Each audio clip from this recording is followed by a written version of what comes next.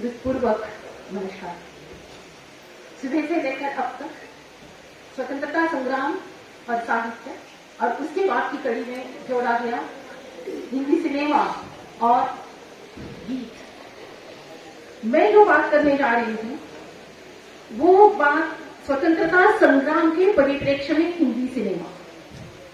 बात वो नहीं होगी जिसमें किस फिल्म में किस प्रकार की देशभक्ति या राष्ट्रभक्ति थी, ये बात नहीं होगी, बल्कि स्वतंत्रता संग्राम का जो हमारा आंदोलन था उस समय जो फिल्में बनी थी उस फिल्मों पर क्या बीती थी, इस पर मैं बात रखना चाहती हूँ। मानव सभ्यता की उदय से लेकर आज तक हम कहानियों में, हम सबको कहानियों में गहरी रुचि रही। नाना नानी की कहानी, दादा दादी की कहानी, ये सुनते हुए हम बड़े हुए हैं। बड़े हुए जब हम युवा हो गए तो नाटक सिनेमा में हमारी रुचि आने लगी। वृद्धावस्था में हम लोगों ने वेदों वगैरह की और हमारा ध्यान गया धर्म की तरफ हम जाते हैं। लेकिन इन सबसे महीन चीज जो हमारे सामने आती है वो है सिनेमा, जिसके साथ प्रत्येक जनमानस जुड़ जाता है। बच्चे से लेकर वृद्ध तक ये जुड़ जाता है। इसका कारण ये है क्योंकि ये दृश्य है और दृश्य होने की वजह से वो सीधे ही सीधे हमारे साथ कनेक्ट होता है, हमारे साथ जुड़ जाता है। ऐसे समय हम जब देखते हैं कि आज के बच्चों की अभिरुचि में परिवर्तन आ गया है। नाना नानी की कहानी या दादा दादी की कहानियां कोई नहीं सुनता है। बच्चे छोटा फिल्म या बड़ा फिल्म देखना चाहते हैं। वो देखना चाहते हैं कि किस प्रकार कार्टून हमारे सामने क्या बनाकर ले रहे हैं, उसको देखकर बड़ा हो रहा है बच्चा। और ऐसे समय सिनेमा, टीवी और बाद में स्मार्टफोन, इन सब ने एक मनोरंजन का नया माध्यम हमारे सामने लाया है। और ऐसे समय जब हम 21वीं सदी में आते हैं तो इंटरनेट का आयाम जुड़ गया है। हम सिनेमा के बड़े पर्दे से निकलकर छोटे पर्दे टीवी पर आ गए और इसके बाद अब छोटे स्क्रीन पर आ गए हैं।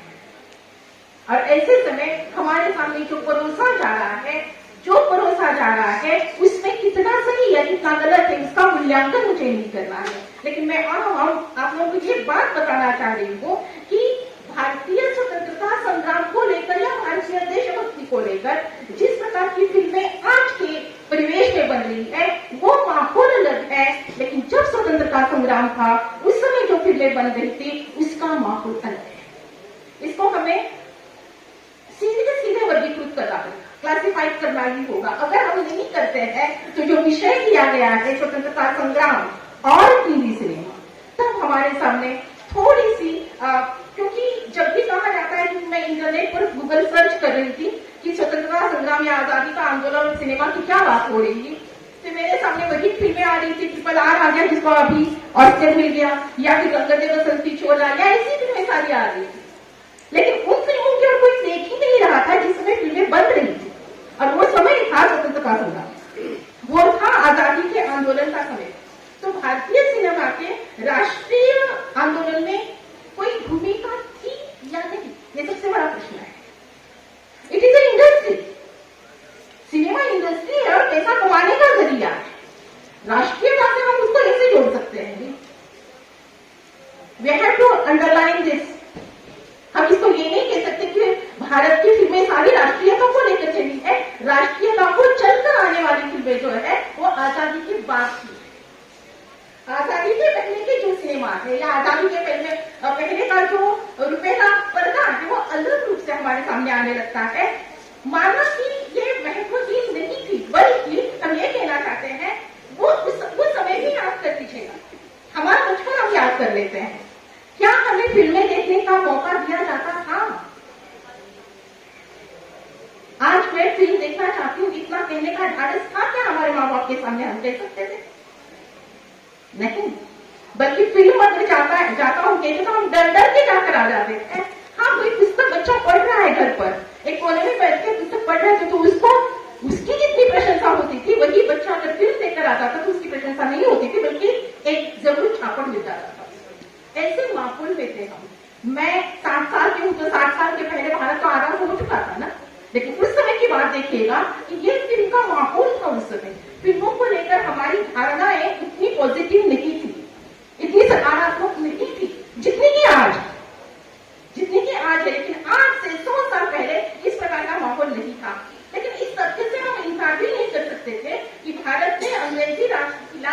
आंदोलन में जो लहरें पैदा हुई थी, उन लहरों में एक लहर सिनेमा की भी थी। वही नहीं, एक लहर सिनेमा की भी थी जिसका संघर्ष भारतीय औपनिवेशिक शोषण में था। औपनिवेशिक शोषण जो था, इस शोषण से जुड़कर आता है। न कि फिल्मों में आने वाली राष्ट्रभक्ति को हम देखते, राष्ट्रभक्ति राष्ट्रभक्त बाद में आता है। आजादी मिलने के बाद की फिल्मों में ये सारी चीजें आ जाती है। राष्ट्रीय आंदोलनों ने जिन सांस्कृतिक लहरों को निर्माण किया था या जन्म दिया था, उसमें ये जो लहर आई थी सिनेमा, ये सिनेमा कहीं कहीं राष्ट्रीयता का नेतृत्व जरूर करता है, लेकिन वही उसका भाव नहीं था।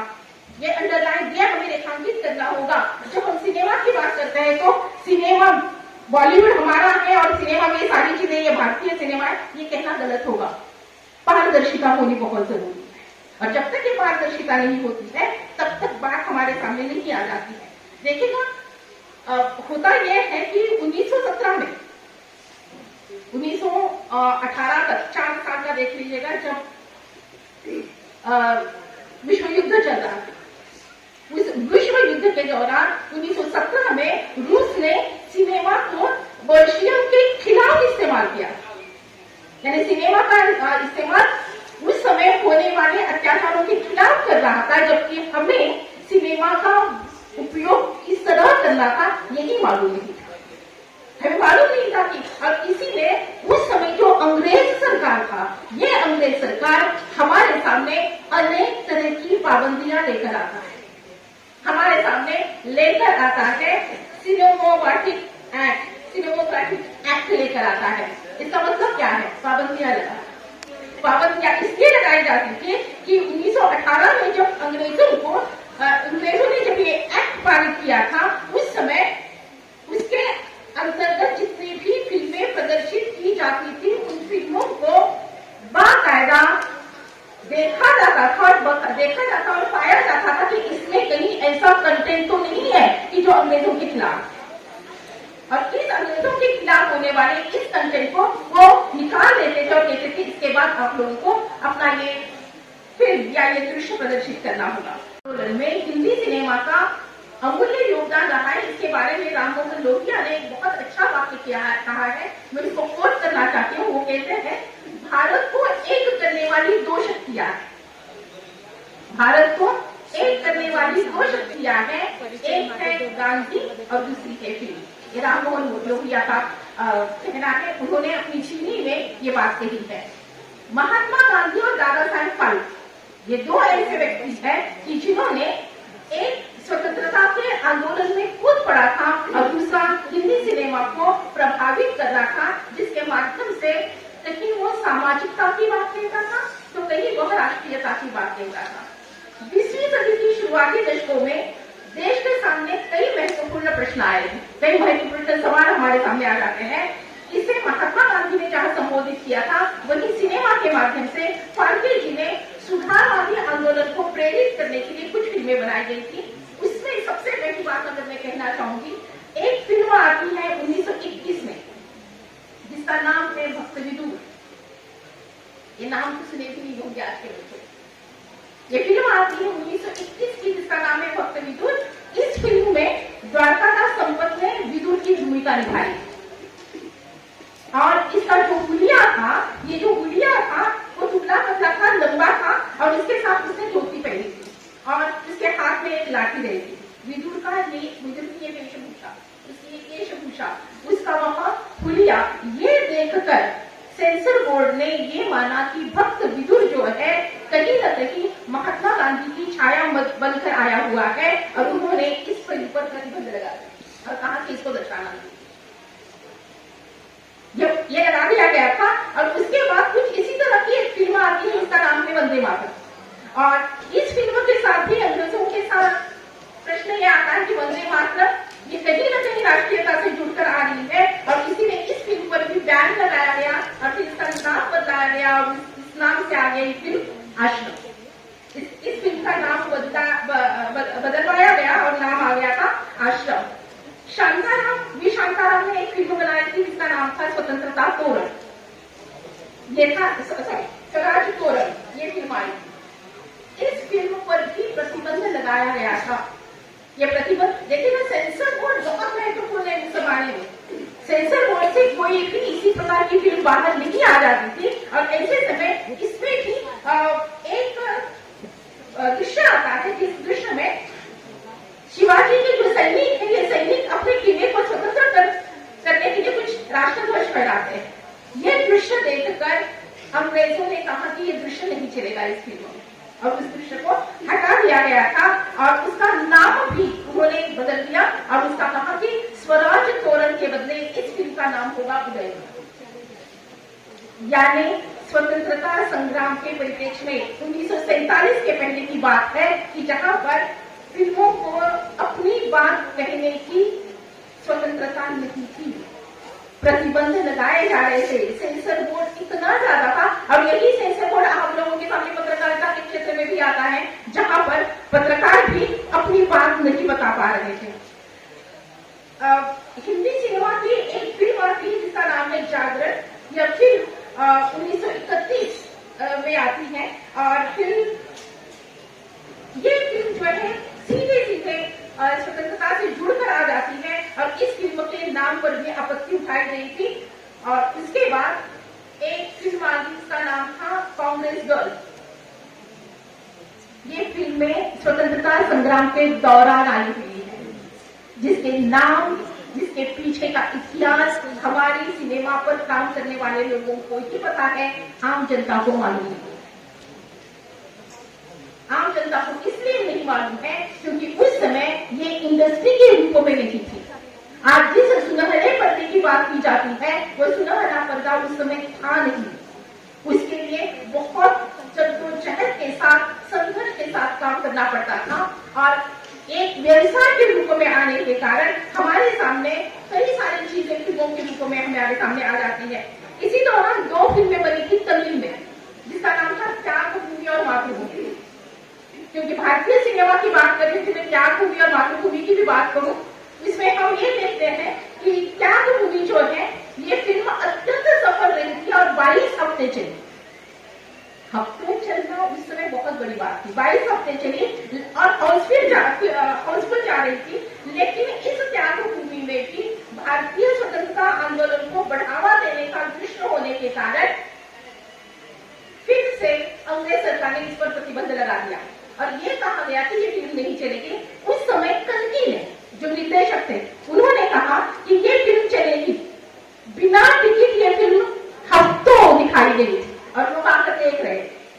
यानी अंग्रेजों के खिलाफ भी जाना है तो लोगों ने नुकसान उठाकर फिल्में बनाई, और उसके साथ साथ वो परोसा जो अंग्रेजों को पता भी नहीं होता था कि क्या परोसा जा रहा है। इसके पीछे सबसे बड़ा भाव था भाषा का अज्ञान। अंग्रेजों का भाषा के प्रति अज्ञान होने के कारण वो उन डायलॉग्स को समझ नहीं पाते थे, और फिर कभी कभी ये फिल्म चल जाती है, बाद में फिर ये फिल्म रोक दी जाती है। राष्ट्रवादी भावना की एक फिल्म आ गई थी तमिल में, उसका नाम था नम इरवरू, और इस फिल्म में देशभक्तिपरक गीत भारतीयों के गीतों के आधार पर बनाए गए थे, और इस फिल्म पर भी फिर प्रतिबंध लगाया गया था। मैं ये सारी बातें क्यों बता रही हूँ आप लोगों को? इसके पीछे कारण यही है कि पूरे भारतीय सिनेमा, जिस सेंसर बोर्ड की बात आज की जाती है, जिस अभी पठान जो फिल्म निकल आई थी, क्या सेंसर बोर्ड आंखें बंद कर बैठा हुआ है? मुझे बस यही सवाल करना है, बाकी आप समझ लीजिएगा। 1000 करोड़ की कमाई, मेरा यही कहना है कि क्या सेंसर बोर्ड आंखें बंद करके बैठा है? इसके पीछे का भाव आप समझ रहे हैं, मुझे कोई इसमें नहीं जाना है। लेकिन उन दिनों एक वाक्य भी अगर उनको लगता था कि ये हमारे शासन के खिलाफ जा रहा था, तो उस फिल्म को प्रतिबंधित किया जाता था, और उस फिल्म को सिनेमा घरों से उतारा जाता था। समझ लीजिएगा कि फिल्मकार को कितना नुकसान उठाना पड़ता है। नुकसान की बात तो होगी, हम पैसों की बात करें, क्योंकि फिल्म व्यवसाय के अंतर्गत आता है, फिल्म कोई सेवा भाव नहीं है। ये अंडरलाइन बात नहीं है, सेवा भाव नहीं है फिल्मों का। Film it is a industry, और जब इंडस्ट्री की बात होती है, लाख नुकसान और करोड़ों की कमाई, यही होता है वहां पर। जो बिकता है ना, क्या बिकता है? जो दिखाया जाता है, और जो दिखाया जाता है वो हम पर निर्भर करता है। आज की फिल्में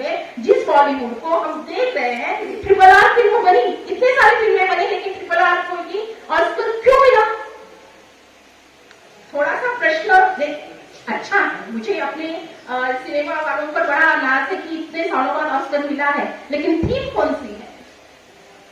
थीम अगर देखेंगे तो कहीं ना कहीं वहां पर औपनिवेशिक भाव है, और इस औपनिवेशिक भाव को लोग किसी देशभक्ति फिल्म को नहीं पुरस्कृत किया गया, लेकिन औपनिवेशिक भाव आ गया है, उसको इसी प्रकार दिखाया गया तो लोगों ने उसको अपने सर पर चढ़ा दिया। बात यही कहनी है कि इस प्रकार बॉम्बे टॉकीज में एक फिल्म आती है जन्मभूमि, और हिंदुस्तान हमारा है और वतन की पुकार, ये फिल्में आ जाती है, छिनरी आजादी, ये सारी इतनी महत्वपूर्ण फिल्में हैं, लेकिन इन फिल्मों का जिक्र बहुत कम होता है। क्यों होता है? क्योंकि इन फिल्मों का इतिहास हमें मालूम नहीं है। इन फिल्मों में आने वाले कंटेंट को लेकर उस समय प्रतिबंध लगाए गए थे, और इन फिल्मों की बात आज इसलिए हो रही है क्योंकि जब सिनेमा की बात होती है तो इतिहास के पन्नों को पलटा जाता है, और जब इतिहास के पन्ने पलटे जाते हैं, मेरा विषय सिनेमा का नहीं है sir, I am not a student of cinema, नहीं हूं, लेकिन जब मैं कोई विषय लेती हूँ तो उस विषय की गहराई में जाने को मुझे बड़ा अच्छा लगता है। आई एम एडप्टेबल, जिसकी बात उसको बताइए, हमें एडप्टेबल होना होगा। हमारा साहित्य केवल पुस्तकों तक सीमित नहीं है, ये दर्शकों तक जाता है। हम सिनेमा उसका एक बहुत बड़ा माध्यम या मुख्य धारा में आने वाला भाव, और इस चीज को इसीलिए देखा कि जब मैं इन सारी चीजों को देख रही थी गूगल पे, पुस्तकों में ये नहीं है, गूगल में कहीं कहीं मुझे किसी ने एक वाक्य कहा होगा कि मैं उसको फिर खंगाला, ये वाक्य क्यों कहा गया है, किस प्रकार कहा गया है, तब जाकर मेरे हाथों ये तथ्य लगे थे, और तब मुझे प्रश्न आ गया था कि जिस 1947 की आजादी का हम इतना बड़ा परचम लगाते हैं, वहां सिनेमा ने क्या योगदान दिया? आई एम सॉरी टू से, कुछ नहीं। आजादी के बाद सिनेमा ने राष्ट्रभक्ति को लेकर, राष्ट्रीयता के भाव को लेकर फिल्में बताई है, उसके पहले नहीं, क्योंकि लाभ नुकसान की जब बात आती है तब फिल्म के लोग, फिल्म के बंदे पीछे हट जाते हैं, क्योंकि इतना पैसा अगर मैंने लगाया है तो उसका लाभ भी मुझे चाहिए। ये बात हमें दिखाई देती है, और यही मुझे लगा कि ये मेरा अपना परसेप्शन है, it might be differ from you, हो सकता है कि आप इससे वाकिफ नहीं होंगे, लेकिन मेरा अपना परसेप्शन है कि उस समय इस प्रकार की बातें चल रही थी। फिर अगर हम देखते हैं कि एक फिल्म बनी थी 1857 नामक फिल्म बनी थी, नाम ही है इसका 1857, और दूसरी एक फिल्म बनी थी 40 करोड़। आज 140 करोड़ की जनता है, उस समय 40 करोड़ थी, उस पर फिल्म बनी गई थी, और उस समय भारतवासियों के मन में स्वाधीनता का भाव, नवोत्थान का भाव लगाने का विचार इन लोगों ने हमारे सामने रखा था। उसके बाद हम देखते हैं जब आजादी मिल गई, उसके बाद जो फिल्में बनी थी उसमें राष्ट्रीयता का भाव बनाए रखने के लिए राष्ट्र नेताओं पर, राष्ट्रभक्तों पर, खिलाड़ियों पर, शोषण पर, अत्याचार पर कई सारे फिल्में, और ये फिल्में जब हमारे सामने आती है तो वो उनका बजट जो होता है वो बजट बहुत बहुत ज्यादा होता है। हम सोच भी नहीं सकते, करोड़ की बात मध्यवर्ती इंसान को कैसे सोच सकता है। सुभाष पटेल ने एक जगह पर बहुत अच्छी बात की थी, मुझे बार बार याद आती है।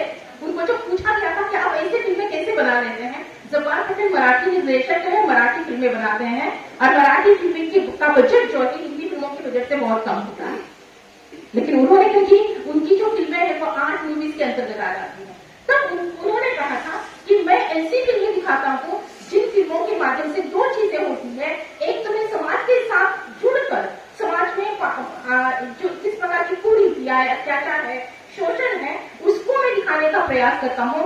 दूसरी तरफ उनका दूसरा भाव जो है मुझे ज्यादा पसंद आया कि फिल्म में हमें सपने दिखाते हैं,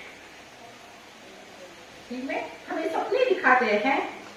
शाहरुख खान, वहां पर शाहरुख खान नहीं रहता है, कोई भी आम आदमी वहां पर अपने आप उपस्थित हो जाता है। जो कुछ पर्दे पर घटित होता है वो मुझसे, मेरे साथ अगर कनेक्ट होता है तो मैं वो हो जाती हूँ या मैं वो हो जाता हूँ।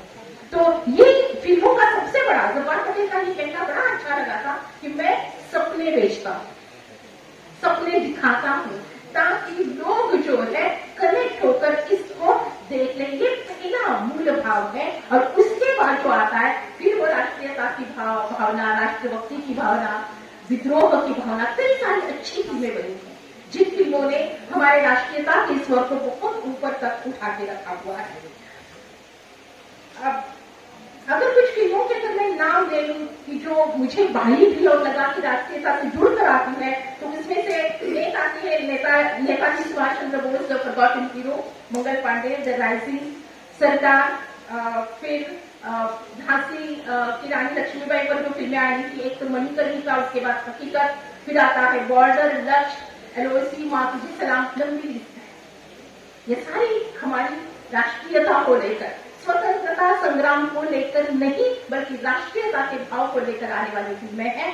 और इसमें फिर आप लोग देखेंगे गुंजन सक्सेना, द कारगिल गर्ल, इस प्रकार की फिल्में भी हमारे सामने आ जाती है जो राष्ट्रीयता की भावना को व्यक्त करती है, नेशनलिज्म को लेकर आती है, ना कि स्वतंत्रता संग्राम को।